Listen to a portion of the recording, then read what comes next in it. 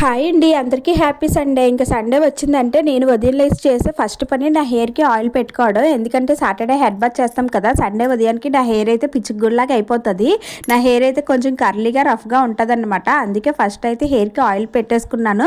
తర్వాత అయితే hands clean చేసుకొని ఇంకా వంట పని అయితే స్టార్ట్ చేశాను. ఫస్ట్ అయితే టిఫిన్ చేసుకున్నాను. ఈరోజు పల్లీలు వేపించి శనగపప్పు కలిపి చట్నీ అయితే చేసుకున్నాను. ఇంకా చట్నీ చేయడం కంప్లీట్ అయిపోయిన తర్వాత దోశలు అయితే వేసుకున్నాను. మా పిల్లలు అయితే ఇంకా పడుకునే ఉన్నారు. వాళ్ళు లెగ్సే లోపల నేను ఈ టిఫిన్ పని అయితే కంప్లీట్ చేసేసుకున్నాను అనమాట.